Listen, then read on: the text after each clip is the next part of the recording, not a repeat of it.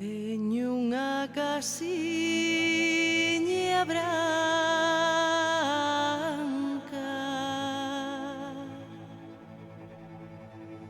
na mariña entre os... No entanto, sexa como for, a cidade creceu e estendeuse sobre os terreos que rodeaban. Ben fose pola edificación de terreos non edificados desde entón e a creación de novos barrios, como pola anexión de municipios próximos. A vez que os froitos da revitalizada economía deixábanse ver na mellora económica e do nivel de vida da cidade e os seus habitantes. E moitos sectores e servicios de entón de capa caída levantábanse cunhas forzas totalmente renovadas. En moitos casos, gracias aos inmigrantes que chegaban á cidade. Caso de cafeterías e taxis, que, polo menos no inicio, foron copados por ourensáns. No entanto, nada é eterno. Este estado de bonanza e plenitude económica e social habría de chocar coas dificultades dos últimos anos da década dos 70 e os non menos difíciles anos 80.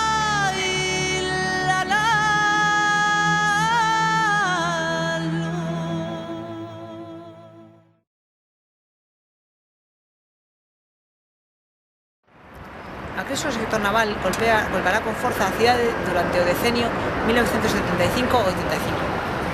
Esta crise terá unhas profundas consecuencias socioeconómicas para a cidade. Conflictividade social, peche de empresas, crise do sector pesqueiro, despoboamento de barrios litorais fronte ao centro e destrucción do tecido tradicional industrial vigués. O exemplo máis palpable da crise industrial viguesa témolo nas conserveiras. A partir da segunda metade dos 70, moitas delas ou ben quebraron ou ben se fusionaron na industria Miau, a actual Alfagema, que foi a única que sobreviviu os envites da crise do naval. Desde finais dos anos 80, a crise do sector naval comezaría a remitir e este a recomporse, que permitiría o inicio dunha recuperación económica que, xunto á modernización de varios sectores industriais a que asistimos polos mesmos anos, estaleiros, Citroën, afianzaría solidamente a comarca como un punto de referencia económica e industrial.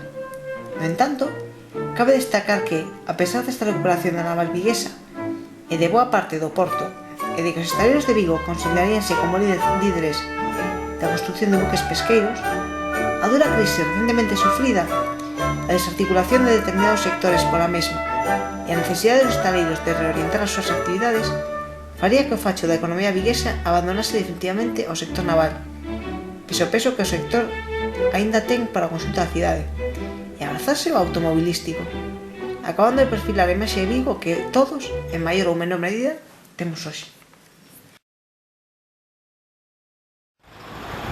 Acabamos de coñecer a evolución dunha das cidades máis importantes de Galicia durante as décadas dos 60, dos 70 e dos 80, claves para coñecer a historia que agora imos empezar a explicar, a historia de Coia, un dos barrios máis importantes. Ademais, xa vimos os antecedentes económicos durante os séculos XIX e XX, importantísimos para a esta historia. Levounos a coñecer unha cidade que sufriu profundos cambios e viraxes socioeconómicas. Unha cidade que foi testemunha dos efectos da crise e a miseria, pero tamén da plenitude do crecemento económico. Os restos destes cambios poden atoparse en todas as partes da cidade, e tamén no recordo dos seus habitantes, e, seguramente, tamén en Coia, un barrio nacido deste crecemento e, polo tanto, dependente del.